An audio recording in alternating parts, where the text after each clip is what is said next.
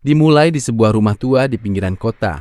Di dalam rumah itu, seorang pria dan wanita memohon minta tambahan waktu 1 bulan lagi. Namun pria di depan mereka yang memegang setrika berkata kalau berani pinjam uang, harus berani mengembalikannya. Bahkan kalau perlu menjual 1 atau 2 organ tubuh. Dengan tatapan penuh kegilaan. Dia bilang mungkin mereka perlu merasakan sedikit rasa sakit supaya tahu bagaimana rasanya kehilangan uang. Tepat di belakangnya, wanita itu diam-diam memainkan ponselnya. Pria itu langsung sadar, merampas ponsel dari tangannya dan bertanya apa yang sedang dia lakukan. Apa dia mencoba menelepon polisi? Padahal dia sudah memperingatkan mereka untuk tidak melakukan hal seperti itu. Saat melihat layar ponsel, dia sadar wanita itu sedang mengirim pesan ke putranya agar jangan pulang. Pria itu pun menyeringai licik dan bertanya kenapa tidak bilang dari tadi. Mungkin dia juga perlu berbicara dengan putra mereka. Namun ayah dan ibu itu terus memohon agar anak mereka tidak diganggu. Pria itu lalu memerintahkan anak buahnya mengikat mereka supaya tidak berisik. Katanya mereka tidak mau putra mereka ketakutan. Tak lama kemudian terdengar ketukan pintu. Ternyata anak mereka sudah datang. Sebelum membuka pintu, anak itu sempat merasa ada yang aneh. Begitu pintu terbuka, ibunya yang menangis diam-diam menyuruhnya jangan masuk. Namun saat dia melangkah masuk ke rumah, semua pria itu bersembunyi. Anak itu melepas sepatunya sambil berkata kalau dia sudah pulang. Baru beberapa langkah berjalan, seorang pria langsung muncul dari samping dan menghantam kepalanya dengan tongkat baseball. Ibunya langsung berteriak histeris. Tapi yang mengejutkan, meski kepalanya terkena pukulan keras, anak itu malah mencengkeram bahu pria tersebut lalu menghajarnya dengan 1 pukulan telak sampai pria itu terpental ke lantai. Orang tuanya dan para penjahat langsung syok. Pemimpin geng melihat wajah anak buahnya yang hancur sambil bertanya-tanya, siapa sebenarnya bocah itu? Anak itu hanya menatap mereka dengan marah. Pemimpin geng langsung memerintahkan semua anak buahnya membunuh bocah itu sekarang juga. 2 orang langsung menyerang dengan tongkat, tapi dia berhasil menghindar lalu menghantam perut. Salah satu dari mereka sampai tulang rusuknya patah. Setelah 1 pukulan keras, dia kembali menghajar pria itu dengan pukulan yang lebih brutal sampai tulangnya semakin remuk. Pria itu menjerit kesakitan. Yang lain datang dari atas mencoba menendangnya. Tapi anak itu menangkap kakinya lalu menghantam kaki tumpuannya sampai patah. Kini suasana berpindah ke rumah sakit besar tempat semua korban dibawa. Di ruang gawat darurat, seorang pria berkacamata mendengar laporan tentang kekacauan yang baru saja terjadi. Seorang gadis menjelaskan kalau seorang siswa SME berhasil mengalahkan 10 preman yang menyerang orang tuanya. Pria berkacamata itu sangat terkejut. Sementara itu, pemimpin geng yang sedang dirawat di atas tandu masih marah besar dan memerintahkan anak buahnya mencari bocah itu lalu membunuhnya.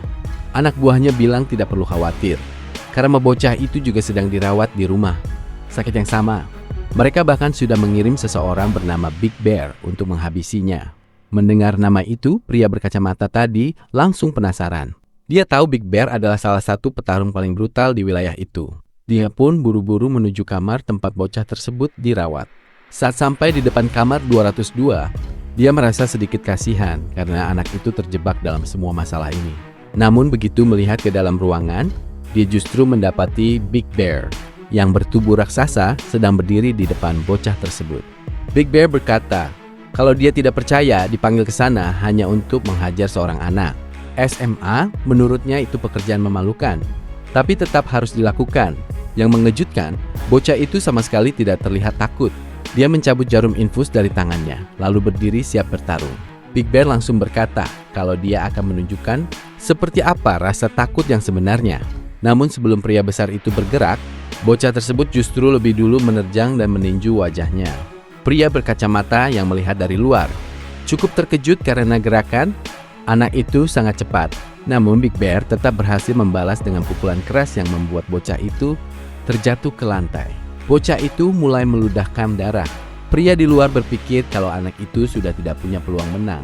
Namun yang mengejutkan, bocah tersebut kembali bangkit berdiri. Big Bear mulai kesal dan mengejeknya. Dia bilang kalau bocah itu benar-benar gila karena masih berani melawan setelah menerima pukulan sekeras itu. Namun bocah itu malah berkata kalau pukulan Big Bear tidak semenakutkan omongannya. Mendengar hal itu, Big Bear langsung murka dan menyerangnya lagi. Dia melayangkan pukulan besar, tapi bocah itu berhasil menghindar lalu membalas dengan tendangan keras ke wajah. Big Bear sampai pria raksasa itu jatuh ke lantai. Semua orang terkejut melihatnya.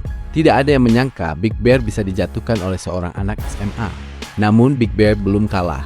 Dia tertawa sambil berdiri lagi lalu berkata, kalau sekarang dia akan menggunakan jurus andalannya. Pria berkacamata di luar mulai panik karena tahu betapa berbahayanya teknik milik Big Bear. Dia pun mencoba masuk untuk menghentikan pertarungan. Sayangnya semuanya sudah terlambat. Big Bear langsung menangkap tubuh bocah itu lalu mencoba menghancurkan tulangnya menggunakan kekuatan penuh. Namun yang membuatnya syok, tubuh bocah itu sama sekali tidak hancur. Bahkan bocah itu masih bisa bergerak dan meletakkan tangannya di bahu Big Bear. Dalam sekejap, bocah tersebut membanting tubuh Big Bear ke lantai sampai lantainya retak. Big Bear benar-benar tidak percaya dengan apa yang terjadi.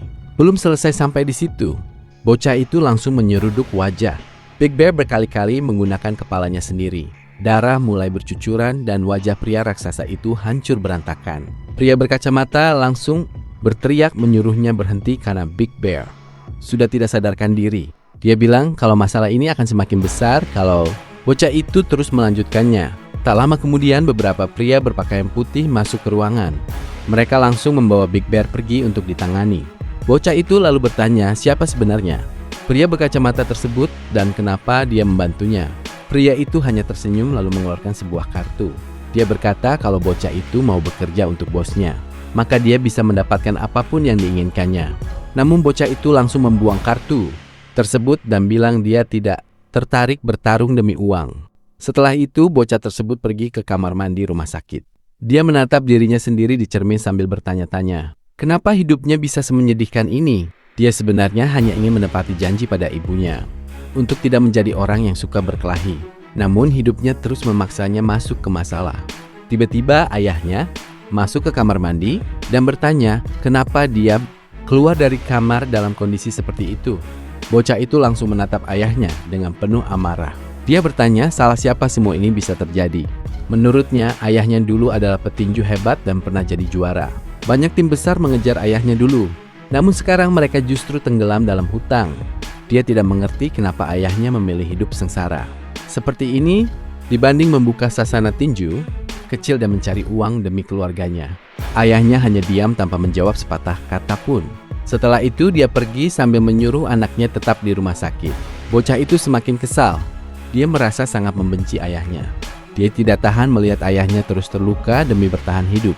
Dia juga tidak tahan melihat ibunya selalu berlutut di depan orang lain hanya demi meminta maaf atas masalah yang dia buat. Karena itulah dia memilih bekerja di kapal penangkap ikan sejak masih remaja demi membantu ekonomi keluarga. Namun semua uang yang dia kumpulkan tetap tidak cukup untuk keluar dari kemiskinan. Saat dia terbangun lagi di kamar rumah sakit, dia mendapati dirinya dipindahkan ke ruangan lain. Di ponselnya ada pesan dari ayahnya yang mengatakan kalau malam nanti mereka harus bertemu karena sudah waktunya menceritakan semuanya. Bocah itu langsung merasa khawatir. Dia segera menelpon ibunya dan bertanya apakah ibunya baik-baik saja. Ibunya berkata kalau para gangster masih mencari mereka. Karena itu dia memindahkan anaknya ke kamar lain menggunakan nama palsu supaya aman. Ibunya juga bilang kalau sekarang dia sedang bersembunyi di sebuah motel dekat kantor polisi. Dia terus meminta anaknya jangan keluar dari rumah sakit. Namun bocah itu justru semakin panik. Dia merasa semua kekacauan ini terjadi karena dirinya. Saat dia hendak keluar mencari ibunya, tiba-tiba ayahnya menelpon. Namun suara yang menjawab bukan suara ayahnya. Pria asing itu berkata kalau ayahnya jatuh dari sebuah gedung dan sekarang tidak sadarkan diri. Mendengar itu, dunia bocah tersebut langsung runtuh. Sesampainya di rumah sakit, dia melihat kondisi ayahnya benar-benar mengenaskan. Tubuhnya penuh luka dan hampir tidak bisa dikenali. Dokter menjelaskan kalau operasi ayahnya sangat rumit dan membutuhkan biaya yang sangat besar. Setelah operasi pun, ayahnya masih harus menjalani rehabilitasi bertahun-tahun. Bocah itu langsung putus asa. Dia menangis sambil berpikir dari mana dia bisa mendapatkan uang sebanyak itu. Di tengah keputusasaan, dia tiba-tiba teringat kartu nama yang sebelumnya dia buang. Dia langsung kembali ke kamar 202 untuk mencari kartu tersebut. Namun saat membuka tempat sampah, kartu itu sudah tidak ada. Bocah itu mulai gemetar sambil menyalahkan dirinya sendiri. Dia merasa sangat tidak berguna. Namun tiba-tiba seseorang berbicara dari belakangnya. Ternyata pria berkacamata itu kembali muncul sambil memegang kartu yang dia cari. Pria itu bertanya apakah sekarang dia sudah berubah pikiran. Dengan wajah putus asa, bocah itu langsung bertanya berapa banyak uang yang bisa dia hasilkan kalau bekerja untuk mereka. Pria berkacamata itu tersenyum lalu berkata, kalau dia bisa mendapatkan miliaran rupiah, bahkan lebih kalau dia menjadi terkenal di arena pertarungan itu. Setelah mendengarnya, bocah itu akhirnya setuju mengikuti pria tersebut. Mereka pergi ke sebuah kantor dan duduk berhadapan. Pria itu menyuruhnya membaca kontrak sebelum menandatanganinya.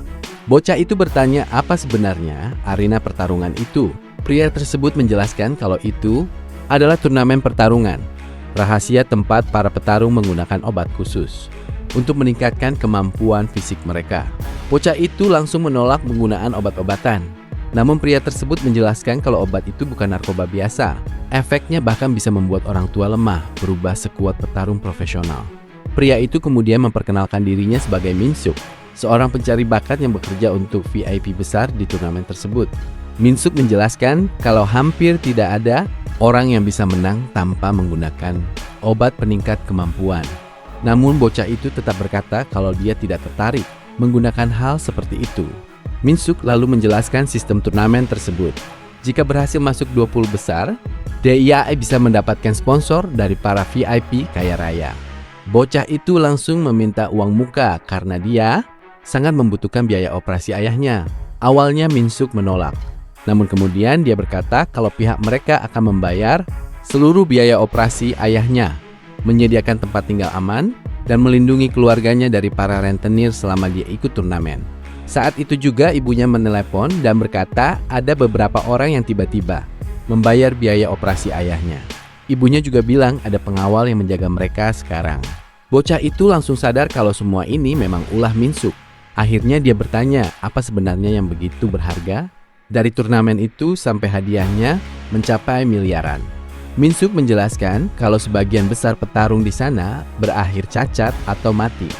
Bahkan banyak peserta yang dianggap mati secara resmi demi menutupi keberadaan turnamen tersebut. Mendengar semua itu, bocah tersebut sadar kalau dia sedang masuk ke dunia yang benar-benar gila. Namun demi keluarganya, dia akhirnya tetap menandatangani kontrak itu. Seorang perawat tiba-tiba muncul di belakangnya dan langsung menyuntikkan sesuatu tepat ke lehernya. Dia sempat bertanya, "Apa yang kalian lakukan?" Tapi sedetik kemudian, pandangannya kabur dan dia mulai pingsan karena efek obat. Minsuk menyuruhnya untuk tidak khawatir. Dia menjelaskan kalau mereka sengaja membiusnya cuma buat membawanya ke arena. Minsuk bilang, "Ingat ya, kami bakal jagain keluargamu selama kamu ikut turnamen ini." Dia pun berharap anak itu bisa menang dan menyelesaikan semua masalahnya. Gak lama kemudian anak itu mulai sadar. Dia kebingungan sambil bertanya-tanya ada di mana sekarang dan apa dia sebenarnya sudah mati. Tapi begitu membuka mata, dia langsung bingung melihat orang-orang di sekitarnya dan bertanya-tanya, mau dibawa kemana dia sebenarnya? Dia ketakutan setengah mati saat melihat lorong yang kelihatan sangat aneh. Pas dia tanya lagi ada di mana, seorang pria malah menyuruhnya diam dan bilang kalau dia bakal tahu sebentar lagi. Pria itu lalu menatapnya tajam dan berkata, "Selamat datang di neraka." Adegan berpindah ke gedung perusahaan HS Putra kedua dari Ryu Song Group. Direktur Yuncha bilang kalau dia paham Minsuk sudah berhasil mengalahkan Big Bear, tapi dia bingung dan tanya kenapa. Minsuk malah merekrut seorang bocah sebagai petarung utamanya, yang kemudian dibenarkan oleh Minsuk. Yuncha khawatir kalau kakaknya bakal mengejek mereka karena keputusan ini. Karena kesal, Direktur Yuncha langsung menanyakan alasannya. Minsuk menatapnya balik dan menjelaskan kalau kakaknya itu sangat terobsesi dengan taruhan pertarungan. Jadi kalau mereka mau taruhannya diterima, mereka harus terlihat lemah terlebih dahulu. Semakin lemah kelihatannya bakal semakin bagus. Direktur Yuncha pun bertanya, apa Minsuk benar-benar yakin kalau anak ini adalah kunci buat mengalahkan kakaknya? Minsuk menjawab kalau dia sudah memeriksa tubuh anak itu setelah selamat dari serangan pematah tulang Big Bear. Hasil pemeriksaan itu benar-benar luar biasa. Direktur yang penasaran pun langsung bertanya apa hasilnya. Sementara itu, adegan kembali ke Sunwoo yang baru bangun dan langsung melihat sebuah sepatu tepat di depan wajahnya. Dia bertanya-tanya siapa pria ini. Tapi para figuran berbaju putih di latar belakang langsung menyuruh pria itu menjauh dari Sunwoo. Pria itu berkilah kalau dia cuma bercanda dan menyuruh Sun Woo santai saja. Di saat yang sama, ada sebuah drone yang sedang mengawasi mereka. Drone itu mengonfirmasi kalau pemain sudah sadar. Sun Woo kebingungan melihat benda itu dan bertanya-tanya dia, sebenarnya ada di mana? Drone tersebut lalu mengumumkan kalau mereka akan segera memulai babak pertama pertarungan acak. Drone itu menjelaskan kalau babak pertama ini adalah kualifikasi untuk menentukan siapa saja dari 200 petarung yang layak masuk ke arena utama. Sun Woo melihat sebuah kotak di sampingnya yang berisi obat. Drone kembali menjelaskan kalau setiap pemain akan mendapatkan obat acak yang dirancang khusus untuk meningkatkan salah satu kemampuan fisik mereka. Tiba-tiba terdengar suara teriakan. Pas Sun Woo menoleh, ternyata pria yang tadi sudah menyuntikkan obat itu ke tubuhnya sendiri. Pria itu mulai merasakan efek aneh, lalu tertawa kegirangan sambil berteriak kalau obat yang dia dapat adalah obat penambah kekuatan. Sun Woo tentu saja kaget melihat hal itu. Belum sempat mencerna situasi, pria itu tiba-tiba langsung melayangkan tendangan keras ke arah wajah Sun Woo. Beruntung Sun Woo berhasil menghindar. Dia kaget bukan main dan heran kenapa pria kurus yang tadinya biasa saja sekarang bisa berubah jadi monster seperti itu. Sun Woo bertanya-tanya dalam hati apa obat itu benar-benar bisa membesarkan otot atau semacamnya. Drone lalu memanggil pria itu dengan nama Han dan mengumumkan kalau dia berhasil memperkuat fisiknya. Han menjawab kalau dia sudah tahu soal itu. Han merasa Dewi Fortuna lagi berpihak padanya. Sayangnya dia nggak bisa langsung keluar dari tempat itu. Tapi dia merasa ini waktu yang pas buat memberi pelajaran kepada semua orang yang dulu sering mengejeknya kurus kering. Dia lalu menatap Sun Woo dengan sadis dan bilang kalau sekarang dia harus membunuh seorang bocah. Tapi di luar dugaan, Sun Woo justru langsung maju duluan dan mencoba memukulnya. Han sempat kaget lalu mundur beberapa langkah. Dia mengejek Sun Woo dengan sebutan bocah ingusan. Han menantangnya dan bertanya apa Sun Woo benar-benar berani melawannya dan merasa lebih hebat darinya. Sementara itu, Sun Woo menganalisis situasi. Dia berpikir kalau waktu reaksi pria itu sebenarnya masih sama seperti tadi. Jadi kalau dia bisa memperpendek jarak, dia pasti punya kesempatan buat mendaratkan pukulannya. Namun di luar dugaan, pria itu tiba-tiba sudah berada tepat di atasnya dan siap melayangkan pukulan keras ke kepalanya. Di saat Sun Woo menyadari kalau gerakannya kalah cepat dari monster ini, dia langsung bertumpu pada tanah dan mencoba membalas dengan tendangan. Sayangnya, pria itu jauh lebih cepat. Pukulan kerasnya langsung menghantam punggung Sun Woo. Sun Woo sampai memuntahkan darah. Pria itu kemudian mencengkeram kaki Sun Woo dan mengejeknya. Dia bilang kalau dia bahkan gak perlu membaca gerakan Sun Woo untuk bertarung, karena dia bisa dengan mudah menumbangkannya cuma pakai kekuatan otot. Sun Woo pun langsung dibanting keras ke tanah. Dalam kondisi babak belur, Sun Woo cuma bisa melihat Han berdiri tegak di atasnya sambil berkata kalau Sun Woo adalah lawan yang menyenangkan. Dan dia sudah gak sabar ingin melihat seberapa banyak tulang Sun Woo yang bisa dia patahkan. Sambil melompat tinggi, Han dengan sombongnya bilang kalau dia sekarang jauh lebih kuat dan bakal menghabisi mereka semua. Saat dia meremukan lengan Sun Woo, tepat di atas sendinya, dia mengejek. Kalau mau ngancurin orang, tulang rusuk selalu jadi target paling asik. Begitu Han menginjak dada Sun Woo, cerita beralih sebentar ke rekaman percakapan Min Suk dengan sang direktur. Min Suk bilang kalau hasil temuan mereka luar biasa. Subjek ini 10 kali lebih kuat dari manusia biasa. Direktur yang penasaran pun bertanya, maksudmu gimana? Min Suk tersenyum dan menjelaskan kalau dilihat dari kepadatan tulangnya, dia sudah bukan manusia lagi. Benar-benar luar biasa. Kembali ke pertarungan. Sun Woo tiba-tiba bereaksi dengan mencengkeram kaki Han. Han tentu saja kaget. Dan Sun Woo langsung memanfaatkan momen itu untuk menendangnya. Tapi Han berhasil menghindar lalu mencoba mencengkeram kaki Sun Woo balik. Sun Woo bergerak cepat menghindar dan mundur beberapa langkah untuk mengambil jarak. Sementara itu, Han yang mulai cemas membatin, bagaimana bisa anak ini selamat dari serangannya? Padahal Sun Woo sama sekali tidak pakai obat penambah kekuatan. Nggak mungkin, dia bisa selamat pasti cuma karena tadi gue kurang kuat mukulnya, pikir Han. Di sisi lain, Sun Woo justru menganalisis situasi. Dia sadar kalau monster di depannya ini mulai melambat. Kemungkinan karena staminanya tidak ikut ditingkatkan oleh obat. Kalau gue bisa mendaratin satu pukulan telak, gue pasti punya peluang. Gue harus pakai pukulan cepat, bukan pukulan kuat, batin Sun Woo. Sun Woo langsung bergerak memburu Han.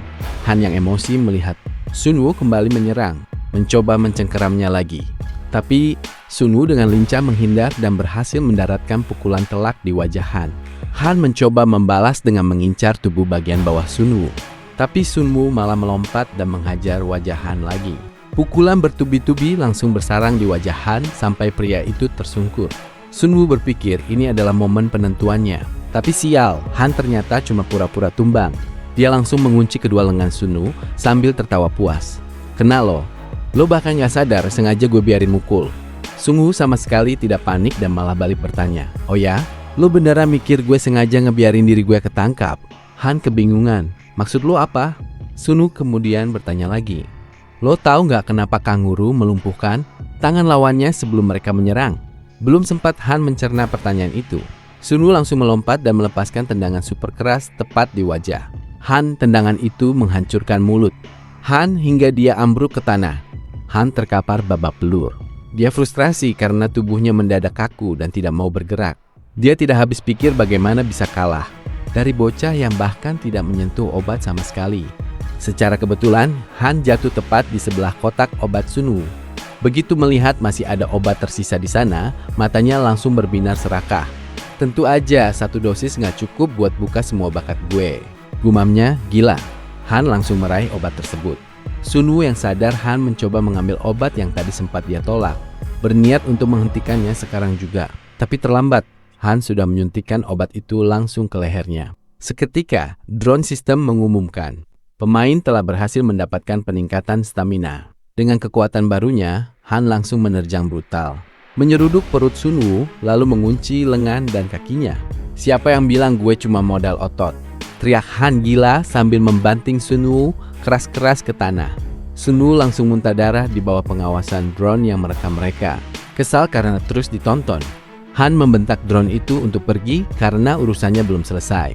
Dia merasa selama ini selalu disisihkan di barisan belakang dan ini adalah momen pembuktiannya. Han mencekik leher Sunwoo kuat-kuat sambil mendesis. Inilah rasanya, tikus keras kepala kayak lo emang harus dimusnahkan demi kebaikan lo sendiri.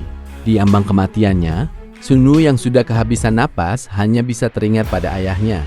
Sesaat kemudian, suasana area tersebut mendadak hening. Keduanya terkapar kaku di lantai. Drone yang mengamati mereka kemudian mengumumkan, dengan kematian pemain, permainan telah berakhir. Melihat siaran tersebut, direktur langsung protes ke Min-suk. Apa maksudnya kematian pemain? Apa yang sebenarnya terjadi? Min-suk menjelaskan kalau Han tewas karena overdosis. Tingkat kelangsungan hidup setelah mengonsumsi 2 jenis obat sekaligus itu di bawah 0,5%. Han sudah meminum obat kekuatan. Jadi begitu, dia nekat menyuntikkan peningkat stamina. Kematiannya sudah tidak bisa dihindari lagi. Direktur mendengus dan berkomentar kalau lawan anak itu mati konyol karena ulahnya sendiri. Jadi dia menganggap Sunwoo cuma beruntung. Tapi Min-suk langsung membantah. Menurutnya, kurang bijaksana kalau menyebut kemenangan itu murni keberuntungan, mengingat kondisi tubuh Sunwoo yang sangat tidak biasa. Direktur menyanggah lagi, baginya tulang yang lebih padat tidak ada. Apa-apanya karena di turnamen ini masih banyak monster yang jauh lebih kuat, apalagi dengan teknologi obat saat ini. Mereka bisa meningkatkan otot, organ, hormon, bahkan praktis apa saja pada tubuh manusia. Namun, Min-suk memotong dengan kalimat serius, kecuali satu hal direktur, tulang terkuat nggak akan bisa didapatkan lewat obat-obatan. Dan pasti ada alasan kuat di balik kondisi tubuh anak itu. Mendengar itu, direktur akhirnya tertarik. Gue rasa gue pengen lihat seberapa bergunanya dia. Nanti waktu udah di panggung utama. Dia lalu menanyakan jadwal Sunwoo selanjutnya. Min-suk menjelaskan kalau Sunwoo sudah lulus tes babak obat. Jadi setelah menerima perawatan medis darurat untuk cederanya, Sunwoo akan langsung dikirim untuk bertarung melawan semua monster yang sudah dimodifikasi dengan kekuatan obat. Di ruang perawatan, Sunwoo akhirnya terbangun dan kebingungan. Apa gue beneran mati tadi? Apa ini gara-gara gue? Pikirnya. Dia cuma berniat menyembuhkan keluarganya, tapi malah hampir kehilangan nyawa.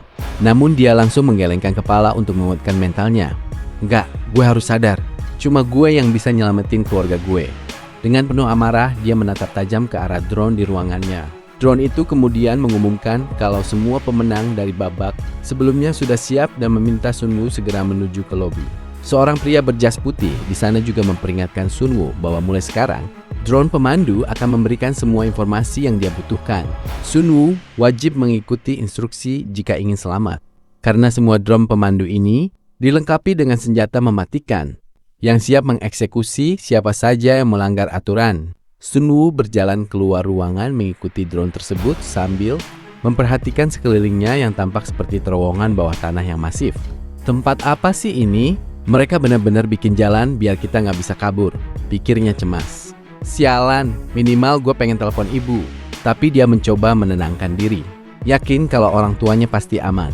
Karena pihak penyelenggara sudah menjamin keselamatan mereka selama dia bertarung di sini. Gue harus bertahan hidup, gimana pun caranya. Tapi pertarungan ini benar-benar di luar dugaan gue. Tadinya gue pikir cuma gue doang monster yang menakutkan. Tapi di sini bahkan drone penjaganya aja kuat banget. Ada berapa banyak monster lagi di tempat ini? Batin Sun Woo gelisah. Tak lama, drone mengumumkan kalau pemain telah tiba dan gerbang lobi pun terbuka. Begitu melangkah masuk, Sun Woo langsung dibuat melongo. Apa-apaan ini? Di dalam lobi besar itu sudah ada banyak drone lain yang berterbangan. Drone utama mengumumkan bahwa permainan akan segera dimulai dengan total 124 peserta yang berhasil lolos dan meminta semua orang berkumpul di depan layar besar untuk mendengarkan penjelasan. Sun Woo berdiri di tengah-tengah. Kerumunan peserta yang penampilannya mengerikan seperti berandalan dan monster siber.